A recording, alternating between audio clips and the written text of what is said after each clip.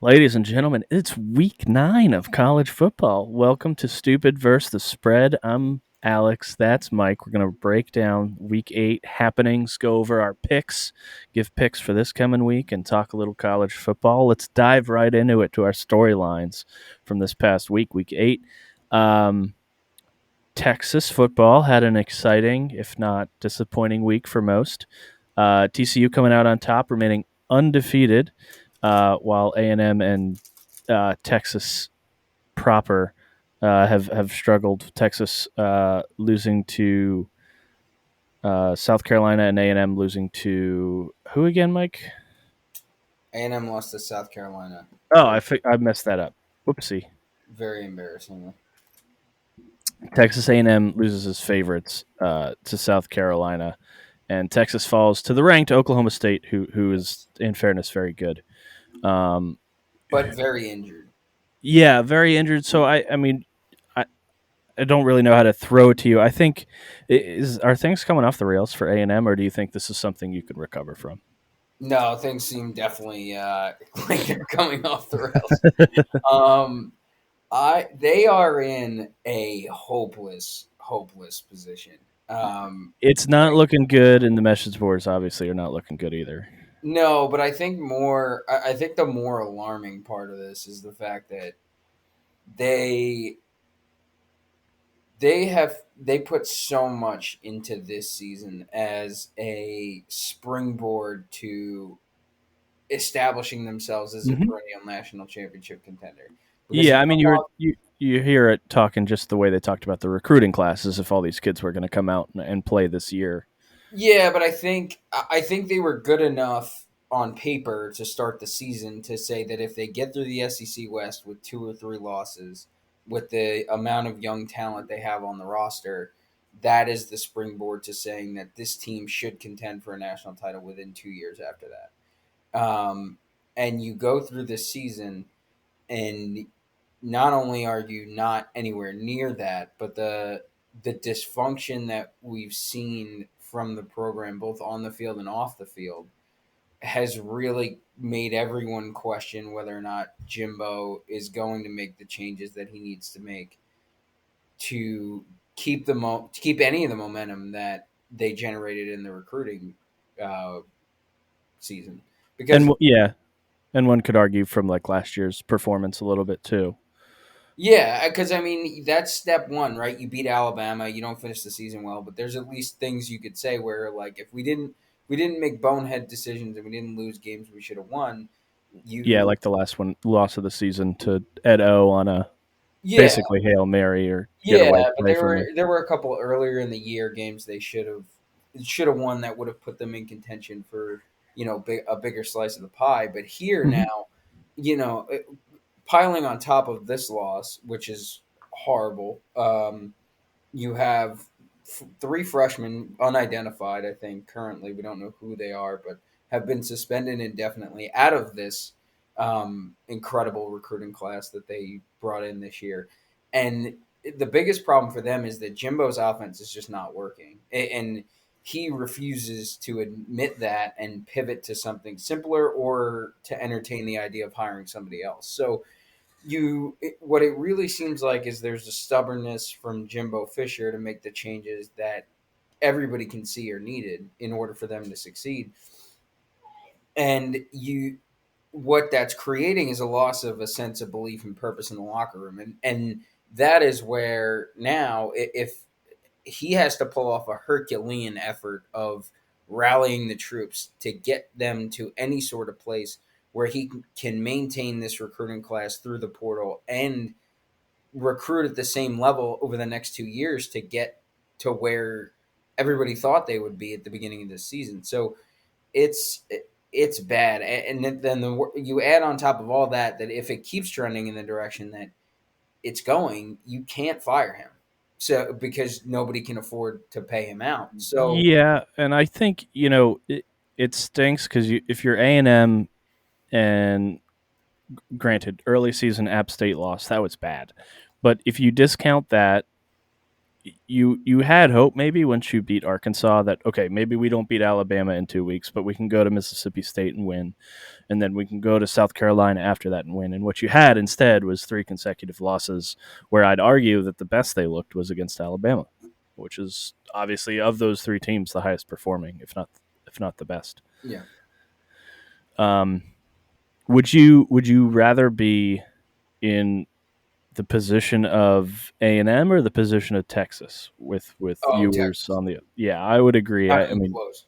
yeah, I Because you can at least chalk Sark's losses up to rebuilding the roster and fighting through the bureaucracy at Texas and finally getting a quarterback, and he's going through the young struggles. But that offensive line was a disaster too. That defense couldn't stop anyone last year. And from where they've come, even though they lose, a couple games they probably shouldn't have lost against Texas Tech and Oklahoma State, who was very banged up, even though they're a very good team, you would say that at least there's the building. This Texas's season this year feels like Texas A&M season last year, in that they go out, they have a signature win. Texas A&M beat Alabama last year. This year, Texas crushed Oklahoma, which they're not comparable in terms of the quality of win, no, but not they at all. are comparable in the terms of how the program treats that win and how the outlook and the positivity that those wins generate for the fan base. And then you have games that you sort of sleepwalk through and games that you shouldn't lose. So but you don't, like Texas A&M is already over that hurdle, and this year they're in a worse spot than they were last year. Texas is at least basically back in time to where Texas A&M was last year, where if they put together another strong recruiting class, which they're already doing, obviously, um, and they continue to build, you can see where they could become a true force. Not only the Big 12, but then the SEC and nationally. So it's clear Texas you would rather be. This is just a game they shouldn't have lost more because of the amount of injuries Oklahoma State had to overcome to win this game and how winnable it was, as opposed to Texas A&M flat out got dominated by South Carolina, and Yeah, there's no real answers besides now Jimbo has thrown his 5-star freshman quarterback to the wolves, and you don't really have a solution because this offense is not going to be less complex, and you can't fix all of those problems mid-season. And then do you even trust Jimbo to have the humility to say, Jimbo's a very much an offensive guy. That's what he staked his reputation to. And for him to say, this isn't working, I need to hire somebody else to do this. And it's so Texas A&M, and the thing is, if he doesn't realize that, there's nothing anyone at that administration can do to fix the problem because unless they crowdsource $85 million and fire him. So it's possible with Texas money. yeah, true. But the point is, I would 100% rather be Texas in this situation because Texas A&M has no hope Ha- unless Jimbo has some sort of existential awakening. yeah, have okay. So let me give you the record that they have, and then their schedule, and you tell me uh, if they're going to make a bowl game or not. So right now, Texas A&M is 3-4, so they need ostensibly 3 wins out of the next 5 weeks, 5 games that they have remaining. The 5 games they have remaining are Mississippi at home this weekend, Florida at home next weekend, at Auburn the following week. Then they play UMass at home and then finish up with LSU at home. Do you think Texas A&M gets 3 wins out of that to be bowl eligible? No, Okay, I that's. don't because I mean, UMass, you can count, but basically you're saying of Mississippi, Auburn, Florida, and LSU, can A&M pull out a 500 record? really, I think if you assume that they can't beat, which is a tough assumption, but that they can't beat Ole Miss and they can't beat LSU, Do then they it sweep comes down Florida to and Auburn? they have to beat Florida and Auburn. And with the way the offenses looked, why would anyone think that they're absolutely going to beat either of those teams? Right. Because if Anthony Richardson shows up to Florida and shows up to Texas A&M and has an incredible game, they're going to lose that game because they can't score with him. And if Auburn somehow wakes up, you know that game will be competitive because it's at Auburn. and Yeah. Auburn may smell blood in the water against the only team that they're going to beat, and that may be the week they fire Brian Harsin and you get an interim bump there. So my gut right now says no, and it'll be scary to see what happens if they don't make a bowl game coming up I've this year. yeah, pray for Jimbo. So we'll kind of move on here because we've talked a lot of Texas ball. Another team that is probably doing as well as TCU, some might argue. So Oregon makes its way up the top 25 ladder to number 8, jumping 2 spots this past week after defeating UCLA, who at the time was higher ranked. Oregon obviously favored in that game, but a pretty dominant performance by Oregon, winning by 2 scores. Um, do you see a world in which Oregon, like we talked about this a while back, right? What teams are going to pop back up, and Oregon was one of the teams we talked about how they fell out of the top 25 because of that loss to Georgia, and they've slowly kind of weaned their way back up. Do you see Oregon as an outside contender for a college football playoff, or do you see them as like almost a guaranteed New Year's Six but nothing further bowl game? Like let's assume that you know Ohio State and Michigan, obviously someone has to lose in the regular season because they're playing each other. So, Yeah, and let's, for I sake of think argument, say that Tennessee loses to Georgia and then is essentially eliminated from SEC contention. Do you see yeah, a world in which I, a I think you got one to loss Oregon assume. gets in? I think you got to assume right now, unless something crazy happens in the East, that two SEC teams are going to get in because you're going to Okay. have either you're going A to one loss Alabama. have a one loss Alabama, a one and a one loss. You could have a situation like we talked about where Tennessee, Alabama, and Georgia all have one loss, and then you have a Correct. problem of who do you leave out. But I don't think they would put 3 teams in. So if you, let's say safe to assume Tennessee, Georgia loser is probably out Mm-hmm. unless that's a close game, and then the winner of that game beats Alabama, and then Alabama's out, and those 2 teams get in. So those 2 teams and the winner of Ohio State, Michigan is in. So then when you look across the landscape at the other 4 teams, or at the teams that would be vying for 4 out of the other Power Five conferences, TCU, Clemson would need to lose. Clemson, Oregon. Clemson needs to lose a game, and TCU needs to lose a game, and then Oregon would need to win out. So Including when and and this is that would presumably include a win over USC in the in the Pac-12 Pac-12 title. championship. Yeah, yeah, yeah. So So that's what I was definitely thinking. yeah, Were they like they? I know and this is an aside. I know they say like, oh, the championship game doesn't matter for where we rank you for the bowl games and where we rank you for college football playoff. It's like, yeah, that's not true. You don't have to lie to everybody. Like it yeah, actually matters because if there's only 4 teams to get in and there's 5 conferences that we consider Power Five, then ostensibly, even if it was only the top 4 teams, like one of those from one of those conferences is not making it outright anyway. yeah. And that's disregarding the outside chance that a G5 team gets in.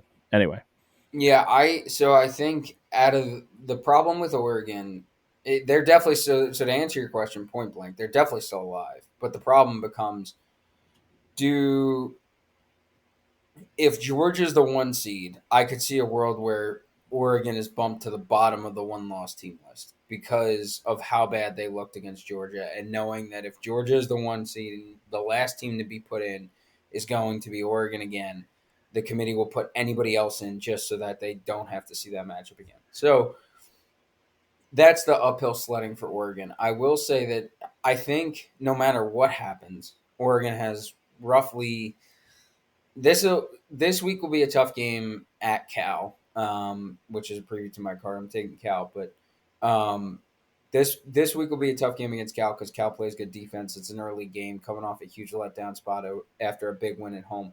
But Dan, I think no matter what, assuming that Oregon finishes the schedule the way that they should, with probably one more loss somewhere in there, either they get Utah at home on November 19th, and then they go to if they win that, they'll go to the Pac-12 championship game. They may go anyway, but if they win that, they go to the Pac-12 championship game against USC, and let's say they beat Utah but lose to USC, and they finish the season with 2 losses. No matter what, this is a good season for Dan Lanning. A great Mhm. season, I think you could argue, especially because Bo Nix was nobody's quarterback before the season started, and Yeah, he and is. now he looks like an outside contender for the Heisman. Well, let's slow down. But the Yeah, point maybe is, too aggressive. Dan Lanning has proven that he can take Mario Cristobal's players, he was recruiting at a high level, to be fair, but he is. I think the most impressive part about what Oregon has done this year, and doubly so after the way that they lost to Georgia, is they play with attitude that they just didn't under Mario Cristobal, and I think that problem is manifesting itself at Miami under Mario Cristobal, and it's currently showing that Dan Lanning has a little bit of edge enough to get these highly talented players to play really well. And you saw it against BYU when they dominated them, and you saw it Yeah. this weekend against UCLA when they dominated a team that's been on a roll and has been crushing teams that we thought were very physical and play very good football like Utah. So that's where I think the more impressive part. And I don't think Oregon should get too attached to trying to get to the playoff or expecting to get to the playoff right now, because I think that's a little pie in the sky based on the way they lost to Georgia. But I think the more important thing for them is to finish the season and generate a ton of momentum to carry into the recruiting season and to carry into next season. Um, but I'm impressed by the way that Oregon has bounced back, and I think most of that credit should go to Dan Lanning. Okay. I think that's fair. Speaking of Dan Landing, all right, I'm going to give you a situation, right? So you're a AD, and what do you think is the worst AD position to be in? Either at Texas A&M, specifically for Texas A&M football, at Miami, specifically for their football program, or at Michigan State, specifically for their football program, and the potential for the buyouts for all three of these coaches. Uh, this Because is I where think these are the three teams that recently got a coach with a high buyout, with, let's be generous in saying, not a positive performance to date.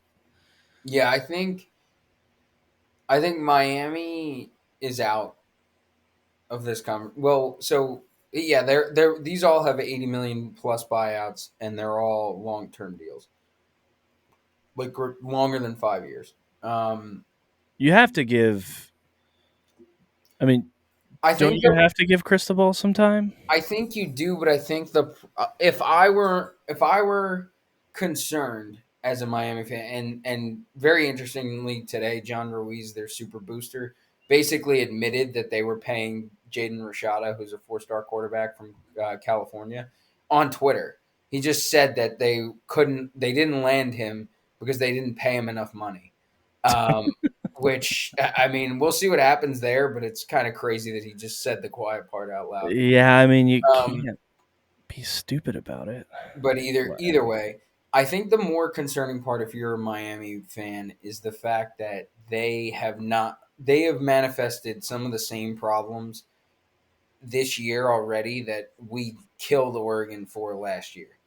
In that they just don't play tough physical football the way that we talked about earlier in the season. It just they Miami, when they got embarrassed by Middle Tennessee State, it's the same problem that Oregon had last year. And I don't care that he doesn't have his players yet. I think that the least that they could do is play hard for him, and currently they're not. And it was the same problem in Oregon last year.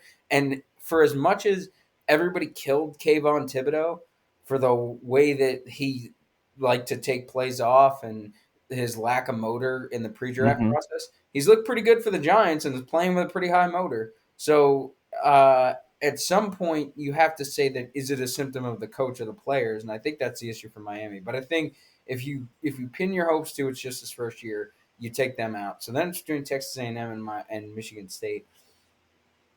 I think I know your answer is different.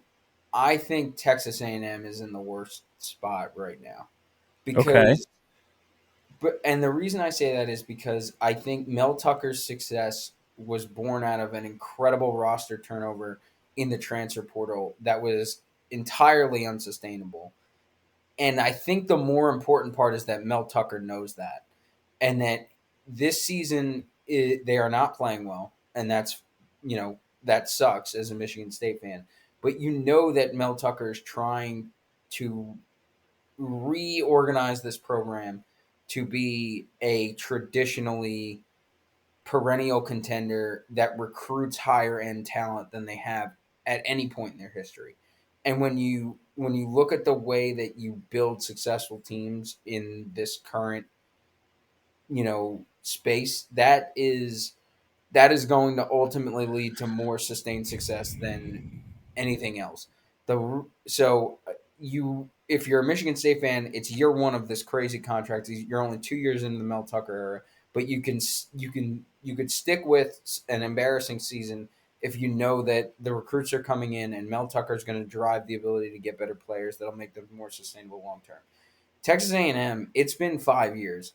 Jimbo has won on the recruiting trail, but has never lost, or sorry, has not won on the field, and it's largely due to his own incompetence, and he shows no signs of admitting that and fixing it.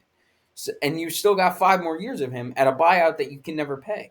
So that's the part for me where I say I would not rather be Texas A&M, because no matter what, you are stuck with this guy for a at least 3 or 4 more seasons before, depending on when his buyout drops, and then you might have a chance to figure out where you go from there. But at that point, you've wasted the better part of a decade with a guy who you thought was going to fix everything, and it turns out he was just a different Kevin Sumlin.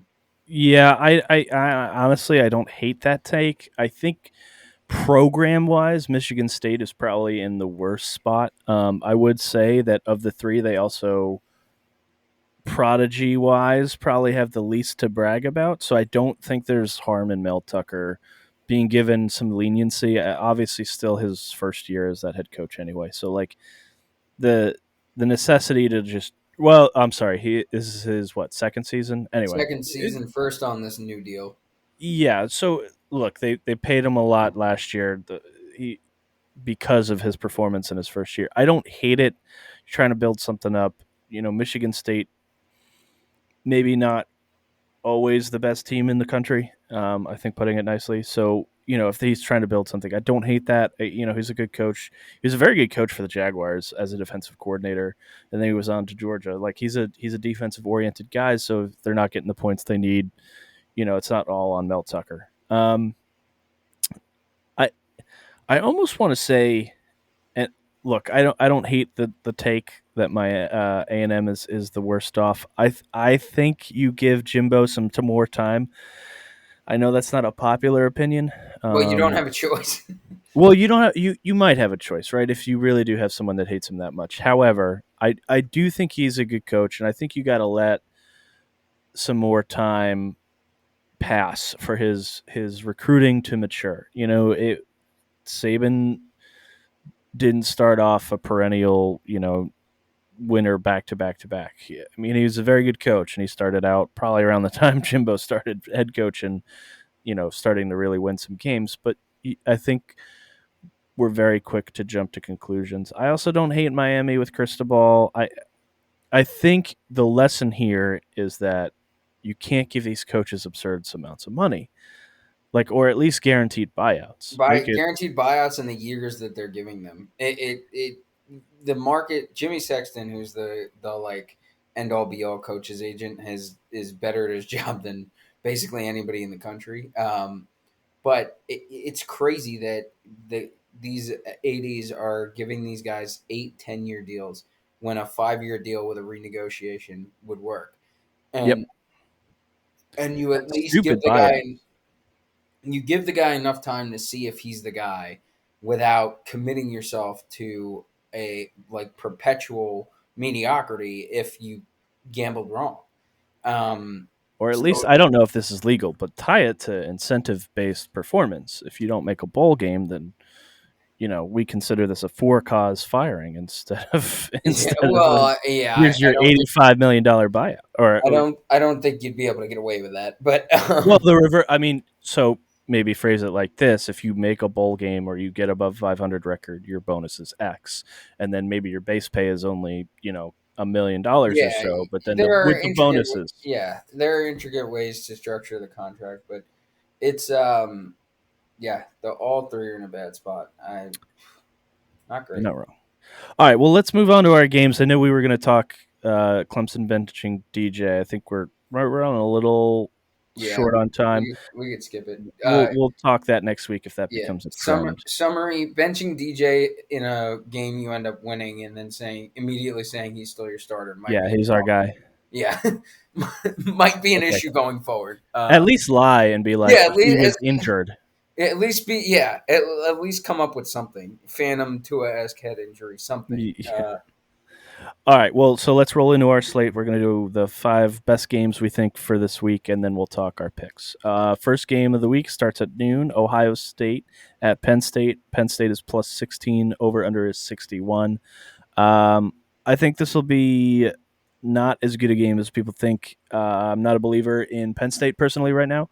I think they've kind of got off easy. I don't see them as a contender, and I think Ohio's going to mop the floor with them. But I'll let you go, Mike. What do you have for this game, if anything, and what do you like? I I like Ohio State to win. I like Ohio State to cover. I do think that the first half lines could get interesting, and I would like. I don't know what the first half line would be on. Let me see if I have it. The first half line on Penn State, because I do think that um, that James Franklin has to. They have to show some sort of life in this game with the way they played at Michigan. Mm-hmm. In a game that everybody thought that they were going to be competitive in. I thought they were going to go there and win, and they've done this every year. And so Franklin, just talk about guys who just got huge deals. Franklin just got a huge deal, but if and he is winning on the recruiting trail too in a big way, and they are bringing in talent. You see that this year with the 2 freshman running backs they have, but if he can't translate that into competitive efforts against Ohio State and Michigan State, that fan base, and that's a rabid fan base, they are going to continue to hate him um, going forward. So I, it's yeah, they've got it. I still think Ohio State covers because they're just supremely talented, and the them getting Jackson Smith and Jigba back, and not Travion, but the other running back who's blanking. Marvin Williams, is that right?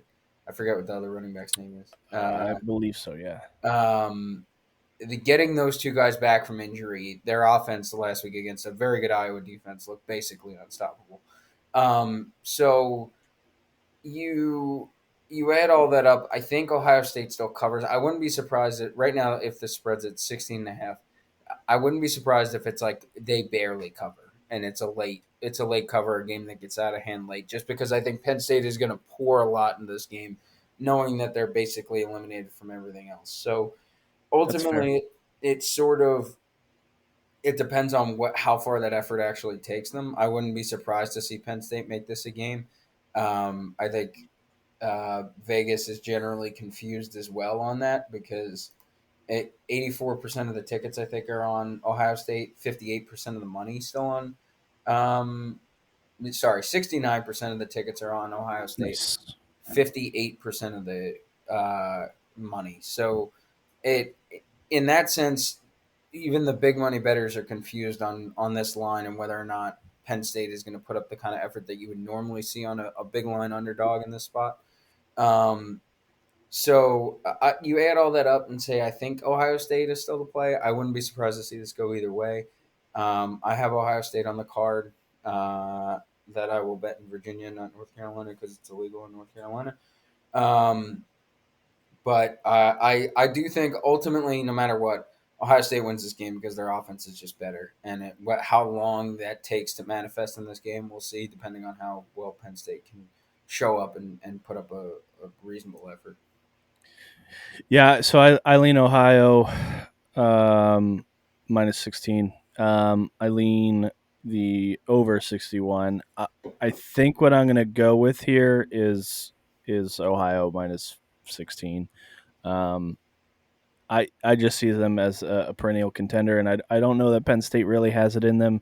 Ohio State's offense has been churning out 50 plus points a game in every game in this season except for the first game against Ohio State. So I very much in on the idea that Ohio is going to come out and score a lot here. I also think Penn State can score a little bit here too, even against the Ohio defense. So I like the over 61. It wouldn't surprise me if the final score is like 21 to like 50 something. I know that's insulting to Penn State's defense, but I really do think that they have the ability to control the ball on both sides and do pretty well. I mean, Um, there's a chance that Ohio State does win this game like 55-20, and we chalk it up as an embarrassing loss to for Penn State. And then Ohio State just does that to every single team they play for the rest of the season and wins the national title. And we look back at it and go, maybe that wasn't that embarrassing. yeah, well, so here's why too, because Ohio State plays Penn State this coming weekend. That is the biggest game on their schedule until the last game of the season against Michigan. Mhm. So saying like in the classic, like, oh, this might be a look ahead. Maybe Ohio State's not going to wake up for this. No, Ohio State's going to wake up for a noon kickoff at Penn State in a ranked matchup where everybody's going to be watching. I think this is a classic, like, put it on him, show him who's boss, try to jump to number one in the standings on the AP poll kind of game. Truthfully. The Um, only thing, the only thing I could see becoming an issue is if, and it's not, weather's perfect, 59 and sunny. That was the only way I was going to say they even have a chance to make this like sloppy early. Um, but with perfect weather, it not going to be good for Penn State. Yeah, I also see the first half line at -9. I don't hate that either. Anyway, moving on to our next matchup. This one isn't technically a double ranked matchup, but Florida at Georgia. Georgia is plus 22.5. Over unders 56. 3:30 kick. I believe this is the noon kick for the SEC games. I actually don't really have a pick for this game. Mike, do you? No, I don't either. I Um, kind of lean the under, but that's real weak. Obviously, Georgia coming off like a fantastic season so far. It wouldn't shock me if Georgia doesn't allow Florida to score. I really think Florida's stumbled the past couple weeks. Um, Once they kind of had that first loss, it seems like SEC losses kind of snowball. I don't know about you. Maybe that's just a how we view it kind of thing. I think it depends on the program. I for Florida here, so Vegas loves Florida. The tickets 67% on It's just Florida. over the football number at 22.5. Yeah, So the cash is also 80% on Florida though, which doesn't to me doesn't really make sense because Georgia the way that Georgia dominated Florida last year and they did that to everybody and I get it's Dan Mullen, I get it's a different team, but like nothing about Florida's performances this year make me any more confident in their roster than I would have been last year going into this game. And I think this is a Billy Napier welcome to what you got in New in Gainesville sort of game. Um, because I do think that Kirby does like for some reason, and not really for some reason, he played at Georgia. He enjoys beating the hell out of Florida. mhm. So I think there's a chance that this is a very ugly win for Georgia and a very ugly loss for Florida. Not ugly in the sense of they struggle to win this game. I mean, ugly for Florida in the sense that they just get their doors blown off again. Um, I think that's possible. yeah, and especially with the like, I remember watching that game last year. Anthony Richardson struggled very hard against he in the limited action he saw. He didn't look good. Now, granted, nobody looked good against Georgia's defense last year, but my point is still that I think Georgia does enjoy this rivalry, enjoys this game. They enjoy going down and beating up Florida, and I nothing that Florida has done this year makes me confident that there's a way that they stay competitive in this game. I don't have a pick. I lean Georgia, even though the numbers say the opposite. But I wouldn't be surprised if Georgia won this game by 4 scores. So I lean Georgia and not going to put it on the card. But and I don't even think it's that particularly interesting because even if Georgia wins by 14, I just don't see a way that this game is really ever close. There Ye- could be a world where this gets backdoored for Florida and they cover, but it doesn't make any sense to me. Yeah, Really it's not not that it doesn't make sense. I think the line's probably honestly sort of slightly low for Georgia. But and I guess that's what doesn't make sense is that the numbers are still on Florida. It's just not a compelling game to me because I don't see a way that it's competitive. That's fair. That's fair. I mean, Florida has not looked amazing. Georgia, number one ranked team in the country for a reason. Yeah. Moving on to another 3:30 game, we have Oak State at K State. Kansas State is -1.5. Over under is 56.5. Mike, I'll defer to you first. Um, I Oklahoma State's obviously very banged up and coming off a big win. They go to a tough place to play in Kansas State, and Kansas State I think poured a lot in the last week's game, so the momentum is all with Oklahoma State. But Kansas State has shown a level of competitiveness this year that really makes this game pretty interesting as far as and this is just a general theme that we've seen with the Big 12 all year. These matchups have so many storylines and are very compelling as to who each week is going to get off the mat and go play a tough game and win it against a team that in a game that could go either way. And you see this is basically a pick 'em. Um, it's it should be a great game because every one of these Big 12 games is. Mm-hmm. I think you and I have the same play here. Over 56. Tickets 86% on the over, cash 90% on the over.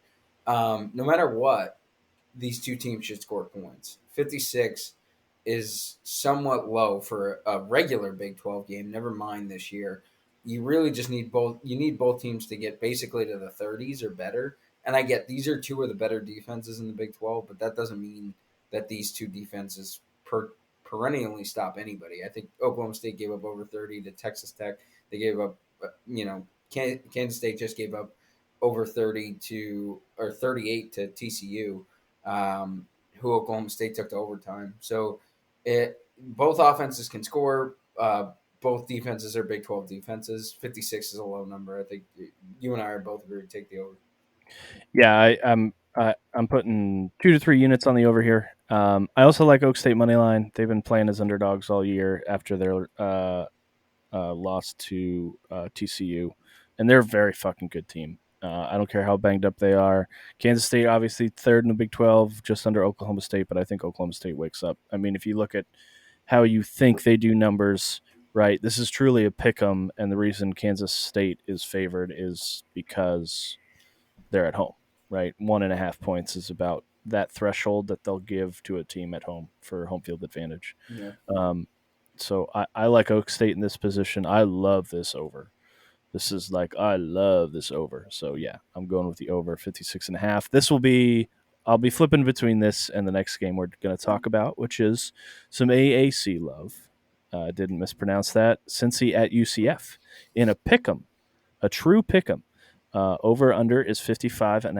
Kickoff is at 3:30. Um, this will be aside from the Cincinnati Tulane matchup in a couple of weeks. This will be more or less the determinant of who makes it to the AAC finals for the championship game. Mike, do you have a pick? Do you have a lean? Do you have anything? I have a pick. This is I will admit this is largely based off the numbers that I keep talking about. But I'll shout them out now, and then I'll give the logic that I see as to why. So UCF -1, currently 50-50 split on the public tickets, but Vegas cash is 90% on the Golden Knights. Um, when I look at that, I don't really get why because Cincinnati is a veteran, like has a great coach, veteran team. They play solid football. They're not prone to letdowns. But I think when you combine the fact that the way that Cincinnati has dominated um, the AAC over the past couple of years, and you you couple that with this is a big game for UCF. Um, Very much and so. it always is for them. The only thing that concerns me is that they're coming off a pretty bad loss to East Carolina, who's pretty good, but it's a bad loss to East Carolina. So they haven't exactly had a lot of success against against the better teams that they've played this year. They do have a win over Georgia Tech before they fired their coach. They look really good against SMU, who's not a bad team. But losses to Louisville, who stinks, and East Carolina are not good on the resume. But I do think that UCF, uh, knowing that I think this is their second to last home game. Yes, they get Navy on November 19th. Yeah, they So always beat up on Navy. yeah, Always. so this is their second to last home game. It comes against a ranked opponent.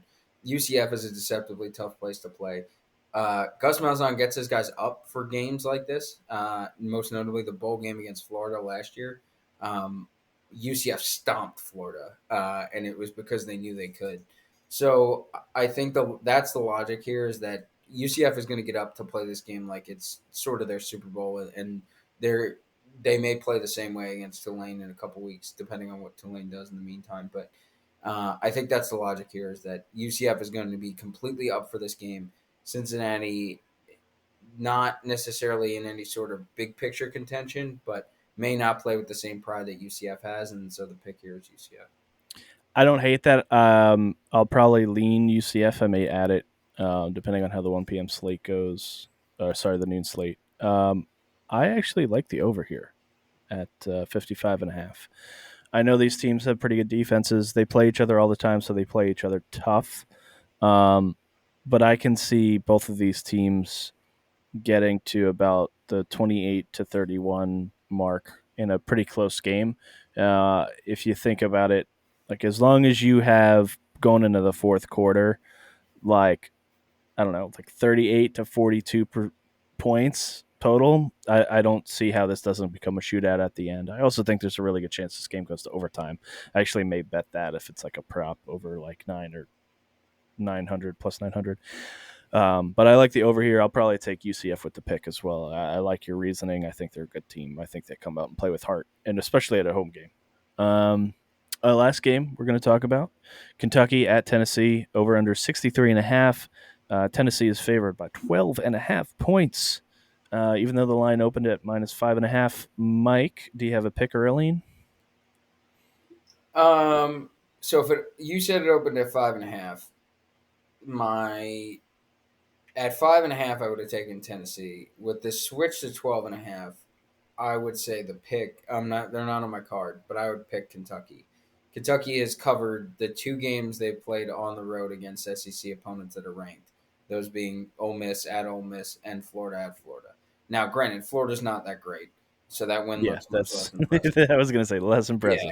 Yeah. Um, and the Ole Miss win looks less impressive in the way that they got dominated at LSU. So, um, however much stock you put into those are still tough games to go in and win on the road when you're not a team that necessarily has a dynamic offense.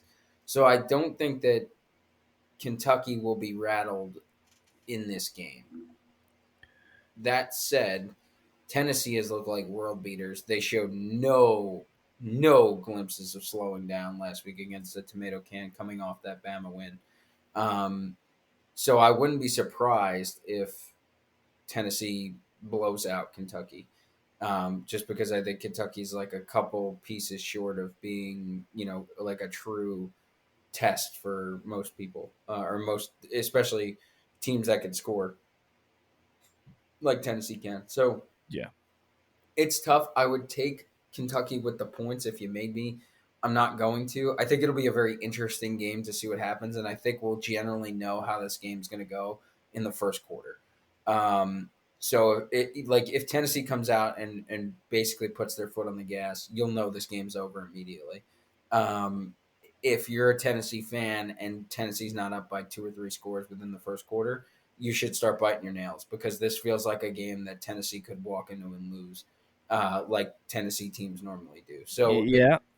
that's the interesting angle here is how does this game start, and then based on that, um, you'll probably know what the end game looks like. So that's the interesting watch. I'm not going to touch any of this stuff or anything, and Vegas is with me there.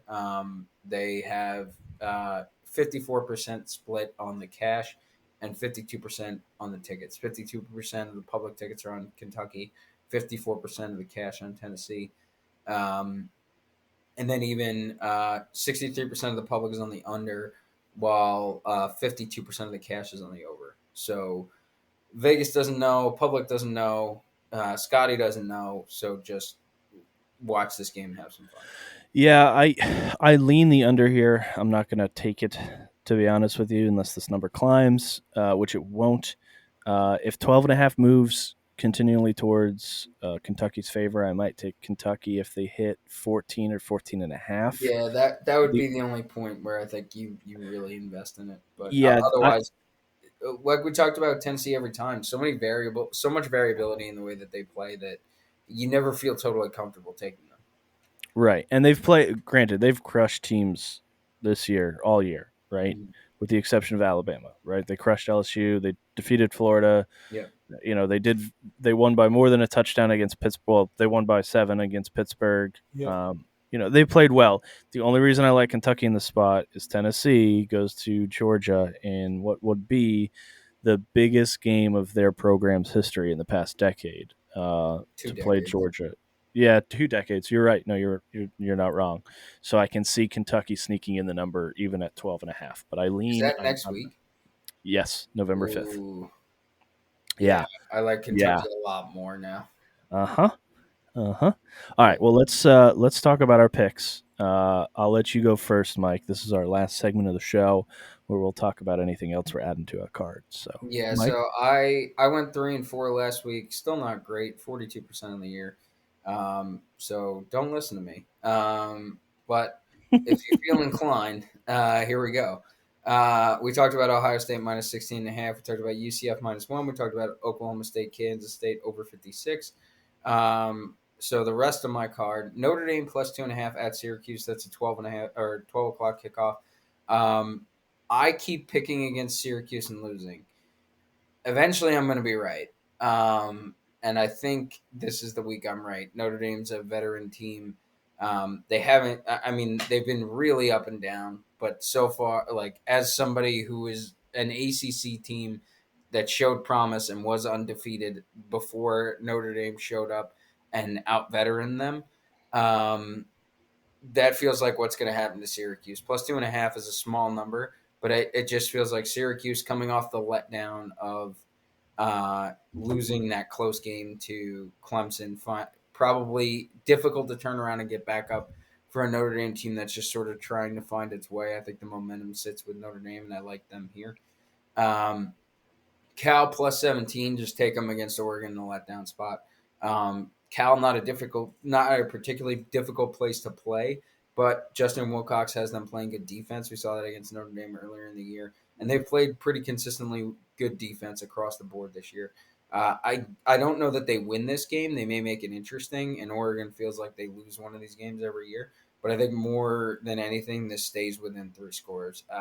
So I think I could see a world where Cal loses but loses by like 14. So take Cal +17. USC -15 at Arizona. And we talked about this before we started recording, but USC is the same total spread favorite against Arizona at Arizona in a night game that Ohio State is at Penn State in a day game. I don't know what USC has done to make that number so low. Mm-hmm. US Arizona has tended to sneak up on some teams that travel there. Not this Arizona team. I think Jed Fish has done a good job in turning around what was a program that had zero hope. But I don't understand why this line is so low. Yeah, Arizona's not stopping USC's offense, and they're not going to score enough to keep this anywhere near 15 points. I love USC in this spot. And then my last pick, 8 p.m. I'll be there, like I am for every home game, pretty much, unless I sell my tickets. UNC -3. I don't love this, to be honest, because UNC is ranked for no particular reason, and Pitt is not. And this feels like a situation where UNC loses for no particular reason. Um, but the game's at home. It's a night game, and this line is small enough that even Vegas doesn't know what to do because the splits right now 54% of the public on UNC, 51% of the cash. So nobody knows what's going to happen in this game. I don't either. I think this one comes down to the end because Pitt doesn't really have that much to play for and not many teams to play for nothing against. UNC, you could argue, is in a look at spot with Wake next week at Wake, but it feels like they are ready for this home game um, against a team that they thought was going to be good, and this game was going to matter a lot. So I like UNC to play right around this number. Honestly, if I was picking this and I wasn't going to the game and I wasn't going to UNC, I would not be taking UNC. I would, if anything, I would be taking Pitt. But I have to ride with my boys. UNC -3. We win by 4. All right. So I've gone through the slate picks. So a lot of them actually this week. Last week I went 8-3. I was up 7 units out of that because two of those, or all, I hit 3 2-unit plays on that. So now I'm back to positive. I'm up 2 units for college football this year. Uh, Getting a little hot. That's good. So Oak State, K State over. We talked about that. Cincy, UCF over. We talked about that. Ohio State -16.5. We talked about that. Oak State money line. Talked about that. And then how I leaned the Kentucky Tennessee under, but I'm probably not going to play that. I like the following picks for the rest of the week. Utah -7 at Washington State in a primetime game on Thursday night. Utah plays under the lights very well. I don't know what it is. Utah at night, something special about them. Catch them on Thursday night if this Baltimore Thursday night football game gets bad against struggling Tom Brady in the Bucks. So that'll be fun for a Thursday night watch. So I have Utah -7. They're a very good team. Notre Dame +2.5. Mike explained it. I'm concur riding. I don't think Syracuse is there. TCU -7.5 against West Virginia. This line confuses me. West Virginia has lost to worse teams by more, with the exception of Baylor this year. So they lost by 38 points to Texas Tech, 8 to Texas, and double digits to Kansas, and 7 points to Pittsburgh. I don't see why an undefeated ranked TCU team who's very good is only 7.5-point favorites against West Virginia. West Virginia has been beat up, playing tough teams. I don't think they wake up for a home game at noon against a number 7 ranked team I and don't cover. I'll give you the logic. I think it's West Virginia has nothing to play for except for a potentially monumental Pride. upset. TCU looks at this game as a cakewalk. They go to the furthest travel destination in the Big 12, and it's a place that is notoriously tough to play in Morgantown. Now, the early start doesn't favor the home team, but I think the logic there is you take the underdog in a game that you're basically, it has nothing to do with West Virginia. It has everything to do with TCU sleepwalking through this game and West Virginia playing well enough to catch him. Based on the way TCU has played this year, I don't think that's going to happen. But if you're looking for the logic, there it is. It's just this, and I think TCU is gonna sleepwalk into a game and lose. And really, not sleepwalking probably isn't the right term because all of these Big 12 games this year are going to be tough, and there's going to be a spot where they just don't end up pulling it out. But I don't think this is it. That's fair, actually. That's not a bad. It's not a bad point. I still like them -7.5. I think they're going to come out and dominate. I think they've got the wherewithal to know that if they stumble, that's it. At least for any hopes for college football playoff and possibly New Year's Six, depending on how that turns out. I like Coastal Carolina +2.5 at Marshall. Marshall's been either really hot or really cold. They're really hot as favorites, really cold as correction. They're really hot as underdogs, really cold as favorites. They beat JMU handedly last Saturday, but also lost as favorites to the Raging Cajuns, amongst others. So they come off a big win last week against JMU. I think they lose to Coastal. Coastal's a good team. They play well. They play tough. I'll take the 2.5 points. Same thing with Baylor +2.5 at Texas Tech. I think Texas is a good team. Texas Tech is a good team. Baylor is playing for more than pride. They're still very much in the Quasi picture. Big 12 conversation. Yeah, it's quasi Big 12, and also I would argue that they are still somewhat in contention for like a pretty good bowl game. So they have Texas Tech I think they'll perform well. They're not in a look-ahead spot because they go to Oklahoma the next week, who they will play hard for, and then they finish up with 3 very difficult games. So if Baylor wants to make a bowl game, they got to win at least 1 or 2 of the next 5. And considering their last 3 games for Kansas State, TCU, and Texas, I think they will handedly show out against Texas Tech and Oklahoma next week. But Baylor plus 2.5. I like Pitt plus 3 at UNC. Sorry, Mike. I think Mike kind of said the logic there. Pitt's a good team. I think they come into UNC. They play hard. Part of me is very confused about UNC. I don't see how they're ranked given their early performance in the year. I don't think they're a very fantastic team. No offense. So I'll take the points with Pitt and see where that goes. And then my final play of the night, Wyoming minus 11.5 against Hawaii. Wyoming is at Hawaii, so people usually discount that. But Hawaii football has been very bad this year. They're awful. Yeah, they're in like a real rebuild that's going to take years to achieve. They beat up on really bad teams, and beat up is a not a good term because they really didn't even beat them up. They're 2-6. And Wyoming is actually not a bad team. They've come in. They played BYU kind of tight. They beat Air Force as an underdog, so I think Wyoming can waltz into Hawaii and put up a 2-touchdown walk away. This is how bad Hawaii is. Just for the numbers before we go, they are out of 130. They are the 118th ranked team overall by PFF. They are the 127th worst defense, 121st on offense, and all of that is against the 106th strength of schedule. So they're bad. Yeah, they're not good, so I am taking Wyoming minus 11.5. I'm sure that line's going to jump, so I'd get on that. Mike, do you have anything to add for our fans? Nope. All right, well, that's been college football week 9 for Stupid versus the Spread. Tune in for our pro football show, which we do every week as well, usually the day after this show. So thanks for watching. We'll see you next week.